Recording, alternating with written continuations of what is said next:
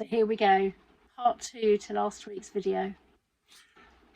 Will we find the locks? Not did we find the locks? Will we find the locks? Find the locks, yes. And what other interesting artefacts will we turn around and find on our little walk? Which turned out to be a whole day instead of a couple of hours. Just a bit. You know how to treat me with the highlights, don't you? It was a nice day though. It was. It's nice to get back out and looking for some of these old past canals that don't get followed up very often. So we will put links below as well for the Forestine Railway and the volunteering opportunities there are in the harbour and on the railway as well. That's if they're still happening. We haven't followed it up ourselves, so we can only go by what we see. So push the button, ring the bell. It's free to you and Tash and me and the rest of the world and everybody around Lydney and Wollaston. Yes. And yeah, I'll shut up. Enjoy the video. See you at the end. So we've walked to the end of the old railway line, the harbour path, and we're now stood on a bit of a road. There's going round to that corner there is an Environment Agency watercourse. I don't know whether it's treatment plants or whatever, but we haven't been down that bit. So we're actually stood on proper road now, but we're actually on the bridge, or a bridge, that goes over the course of the canal. I'll insert a map to show how the railway ran originally alongside the canal, because this may not be the original bridge, it may have been a bit further down, because there is what looks like an old bridge strut. And if I can turn around and get it, buried, I think, just there, I don't know, but it's either there or just behind Tash's head, there. You can actually make out the brickwork. I'll take a picture of the actual brickwork, but on the other side, and the reason why we say it might not have been a proper bridge is because it's newly made concrete wall with a pipe running through it. But behind Tash again, there is the water and how it's overgrown. So yes, the canal's getting more overgrown. Obviously, the further along it we go. We might have to get in the van to go and see where the locks used to be. We've walked back along the railway path down to the harbour. You can see remnants of old buildings here, old brick walls, stone walls. There's no signage to explain what they are, but they probably were loading and unloading bays and buildings for the boats. Just off the car park, there is a little bit of a track, which I presume is a fisherman's fishing perch, angling point. You've got the remnants of possibly one of the chutes from the other side. That's the bit that Tash did the video piece on from earlier, so I presume it's one of the chutes where the ships would have been moored up to. So we're here, it's lunchtime, we've done the walk up into to the train station and back down. Not that you've seen the train station, but we've done the old railway line. We've come back to the locks, and there's a cafe overlooking the harbour wall and the locks. This cup here has red pepper and tomato soup in, because it's a cold frosty day. And it comes with some bread. So Tash is tucking into hers.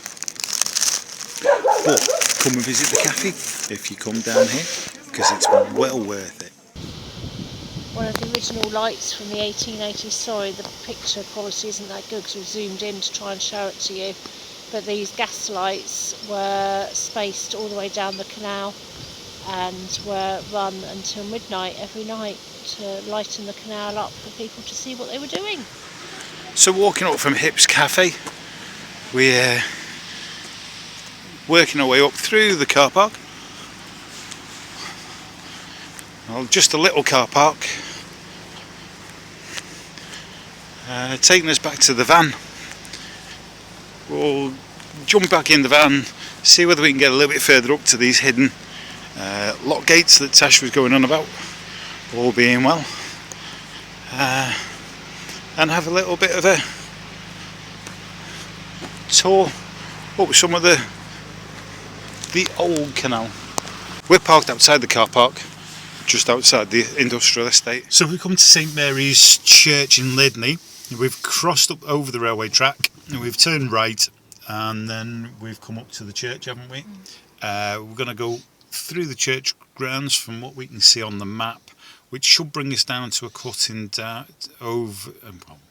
stroke path over the railway line, and the canal is just behind the railway line and the church. Let's see if we can work out where the locks used to be. If we can, we'll show you. Otherwise we'll be back here in the van telling you no such luck. Wishes on our travels of good luck, eh? Or wishes good luck on our travels. So we're doing this as we go. We've walked through the St Mary's churchyard, which brought us to the railway line. So if we turn round to the railway line, there you go, to the railway line. There's an old coal truck there, and there was a weighbridge here, and every truck of coal that passed through here was weighed on the weighbridge at St Mary's Holt. And St Mary's Holt station behind us. There was 3 lines here, wasn't there? Yeah. There was the up line, the down line, and then the 3rd line was for taking the coal back and forth to the docks.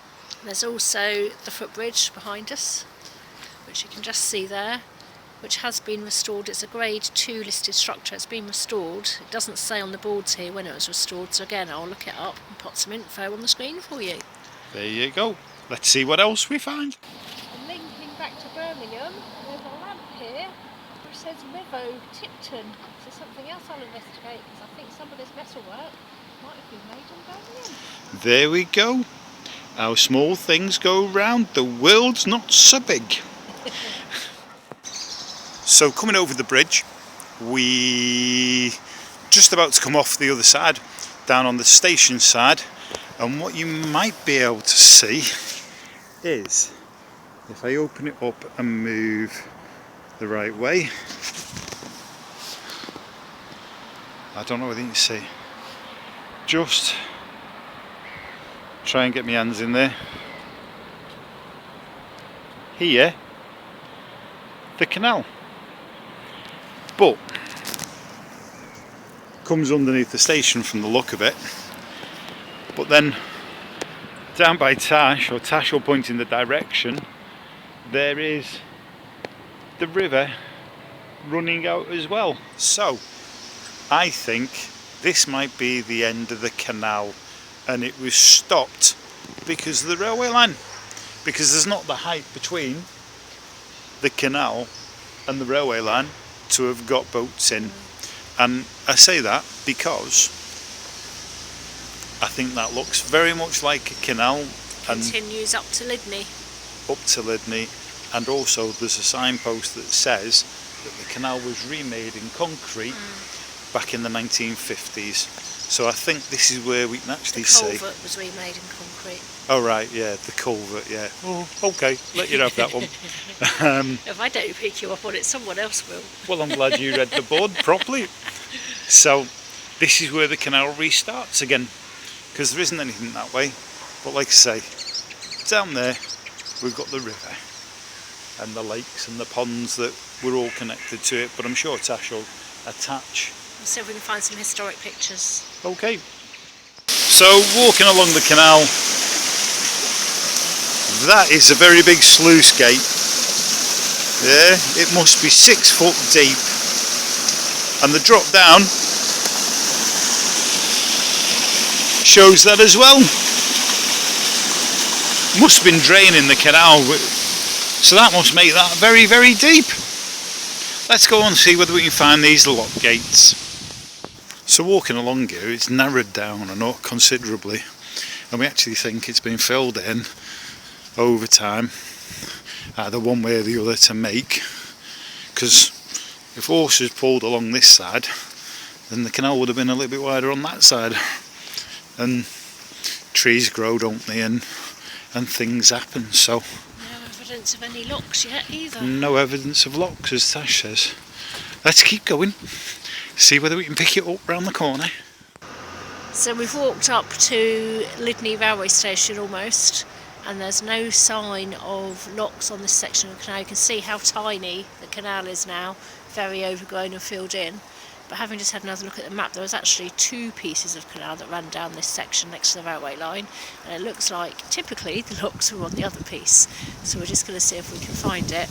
We're not particularly hopeful because there is housing, so we think it might have all been built on, but we'll go and have a look. You're leading me on a goose chase here, aren't you? Anyway, it's the January Discovery section. Here we are, come off of the path by the canal into Lydney town. Just a few yards up the street is the old disused railway line.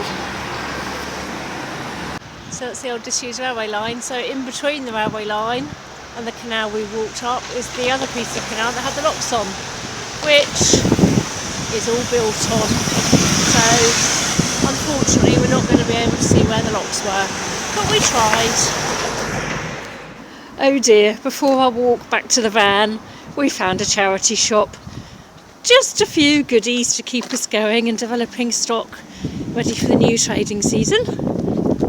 That's the old railway sidings at Whitecroft. There you are, you can just see the water down there now in the valley, which is the original canal bed. This valley we're driving along next to would have had the canal in the bottom of it in years gone by. We're just driving up to the top end of the Lydney Canal. The railway line we can see on the other side. Unfortunately, it's not anywhere safe to stop. Here we are at Park End, which is where the navigable canal started. There is a smaller watercourse over the other side of the road. You can see the railway sidings behind. I do think, contrary to what the map shows, the canal was actually on this side of the station rather than the other side. For this section, as driving up the road, it was quite steep banking on the far side of the railway, whereas this side is much flatter and had evidence of water. So we do think this was where the canal ran originally. But again, I will look at historic maps, see what I can find out. We also think the locks may be located in the wrong place on the map because they're shown as between Holt and Lydney, whereas again, having just driven it and walked that section between Holt and Lydney, it is very flat between Holt and Lydney, but once you get out of Lydney it is more hilly, so we think the locks were probably Park End side of Lydney. Again, something else that I'll research and put the information in here for you. We hope you've enjoyed this exploratory video with us. We have. I've done more research since, put more information in there for you as I found it out. In the next adventure looking for old canals. Oh, I don't know, we'll have to have a look at that, won't we? Yeah, it wasn't a planned one. No, this was completely off the cuff, but we thought it was something that was really interesting and would interest some of you as well. So thank you for watching. So, sharp intake of breath. Massive thank you to all our subscribers. You do make this all worth doing. And I was going to turn around and say, you need to come down to this part of the world and just have a browse around. You never know what little adventure you can get yourself into.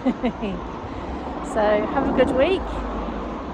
Push that button, ring the bell. It's free to you, us and the world, and everybody around Lydney. See you next week. See you next week. Take care. Bye. Bye.